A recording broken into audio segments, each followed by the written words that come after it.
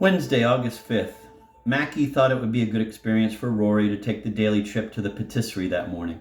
Stuffing a 50-franc note into his shirt pocket, his father told him, "You need to make certain you get a receipt. And be careful crossing the street," I added. "Make sure the bread is fresh," Mackie cautioned. "And try not to lose the 50 francs, I chided. "And do you think you could also stop at the grocery and get a container of milk?"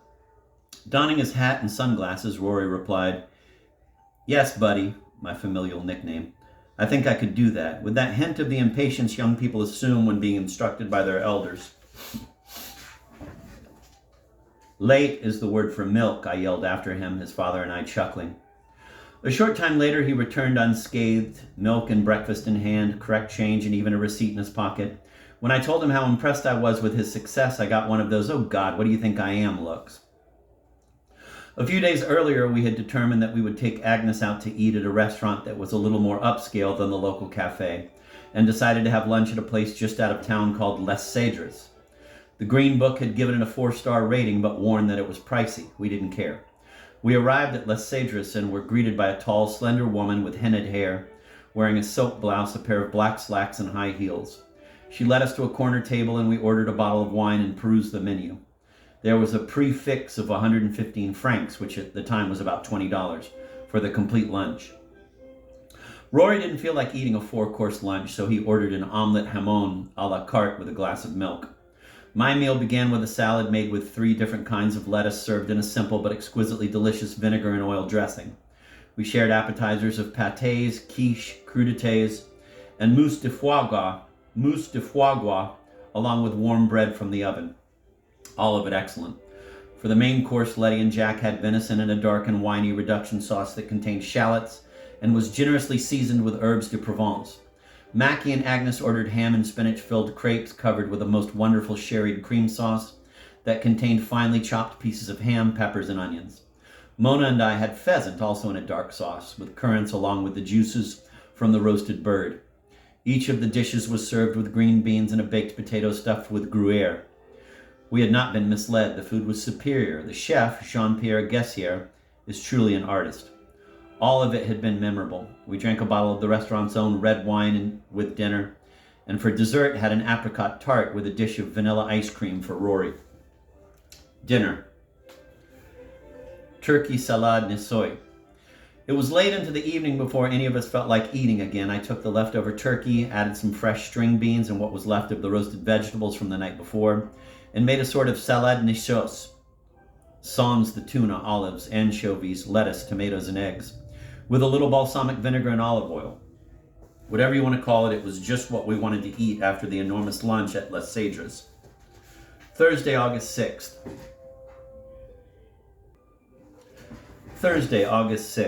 This was the day Jack and I selected for an excursion to Paris. The temperature at 8 in the morning was already approaching 90 degrees. "You're not going just like that, are you?" Letty asked when we appeared at breakfast that morning wearing shorts and t-shirts. "No?" Jack asked doubtfully. "You don't want to look like a couple of bumpkins in Paris, do you?" Mona asked. "You should dress," Letty insisted. "Wear something nice."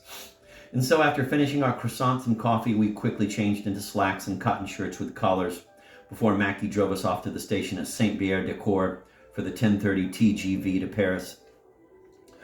We arrived at Montparnasse at 11:30. It was a little overwhelming at first after the weeks in tiny Savonnières to find ourselves in a major metropolis, and we stopped for a second cup of coffee at the station to collect ourselves. En route through Paris to Savonnières, Mackie and Rory had visited the Musée d'Orsay, and on their recommendation we had decided to visit it as well. We caught the metro and, following Mackie's directions, ascended to the street 2 stops later. It was a beautiful, clear morning, but already quite warm. Luckily, the museum was only a short walk away. Originally built as a train station for the Great Exposition of 1900, the Orsay houses a premier collection of sculpture, paintings, and artifacts produced between the years 1848 to 1914, including the originals of many of the most frequently reproduced images of the modern era.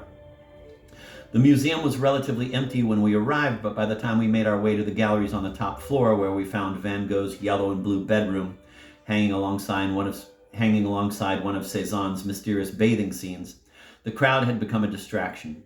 We watched as a middle-aged tourist in combat fatigues, apparently filming a video to be viewed at some later time in the privacy of his media room, scanned the four walls with his camcorder, and abruptly marched on to repeat the procedure in the rooms beyond.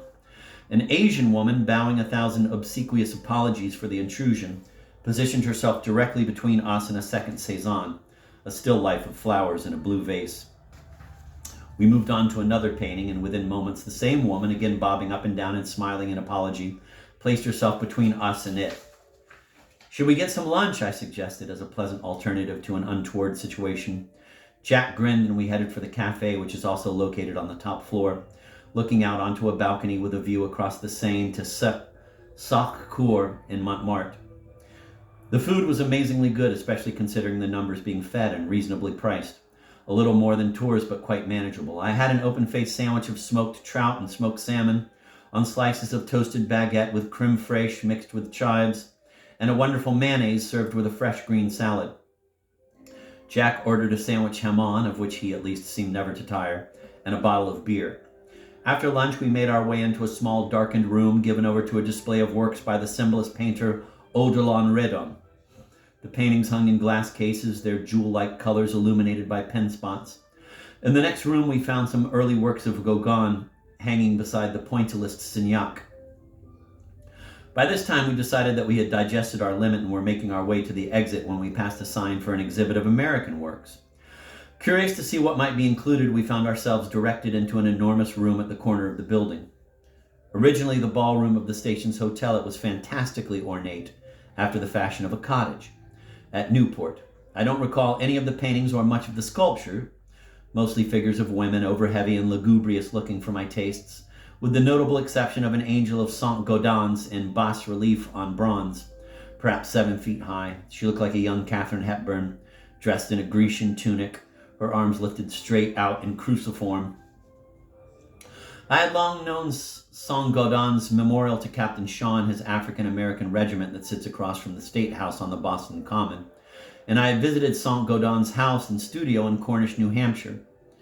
There I had seen preliminary castings for the Adams Memorial at Rock Creek Cemetery in Washington, D.C. On the deck in his study there was a miniature copy of the beautiful Diana, now at Philadelphia's Museum of Art, initially perched on point at the top of the cupola of the original Madison Square Garden. I remembered the striding Lady Liberty on the silver dollar of his design, which was very much like this angel at Orsay.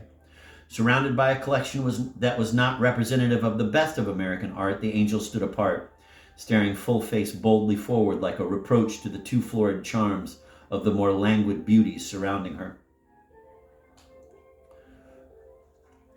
By the time we left the museum, it was mid-afternoon and terrifically hot, the second day of a heat wave that was to continue unabated until the middle of our final week. We couldn't help but notice that we appeared to be the only men in the entire city not dressed in shorts. Following the river along the Quai Anatole, France, we crossed to the Place de la Concorde and entered the Tuileries garden, stopping to admire the long sweep of the avenue. The great hedges of the pleached chestnuts, which must be spectacular in bloom, were already beginning to brown and drop their first leaves. Recently cleaned, the obelisk shone in the hot sun, thrusting itself up directly through the center of the distant Arc de Triomphe. At the Louvre, the crowd swarmed around Pei's pyramid, so that even if we'd had the appetite for looking at more paintings, we might have been discouraged. From the Louvre, we made our way back across the river, walking along the cobblestone embankment as far as the Isle de la Cité, the island that stands in the middle of the Seine and supports Notre Dame. It was wonderful to step down out of the city into that place of water and stone with its succession of beautiful bridges. People fished or sat talking, lovers holding hands. Past us, oblivious to anything but themselves, we passed small barges that were houseboats, the smell of food cooking enticing us to come closer. A woman was hanging laundry on the roof of her boat.